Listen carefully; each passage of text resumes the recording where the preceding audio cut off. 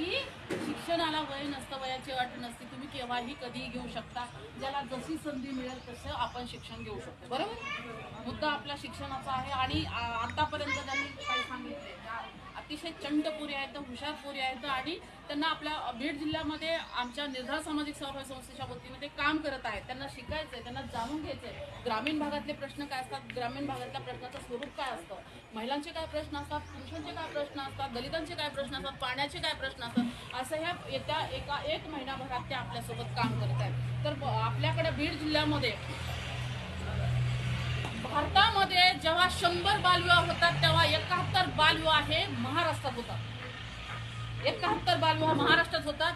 त्याच्यामध्ये परभणी जिल्हा, बीड जिल्हा आणि जळगाव जिल्हा अशा अनुक्रमे 3 नंबर आहेत. आपला बीड जिल्हा हा दुसऱ्या नंबरवर बालविवाह होण्यामध्ये.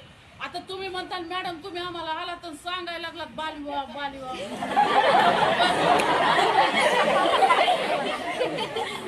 बालविवाहामुळे होतं काय माहितीये, तुमच्या शिक्षणाची संधी नाकारली जाते.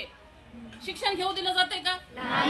बघा तुम्ही आता 15-16 वर्षाच्या पोरीचं लग्न जमवत असताना सासर घरचे आम्ही शिकू देतो पोरीला बरं का, पण द्या लवकर करून म्हणते. तर तुमच्या आजूबाजूच्या पोरीचे बघा तुम्ही, नंतर नवरे शिकू देत नाही, चूल आणि मूल नाही तर उसाच्या फडात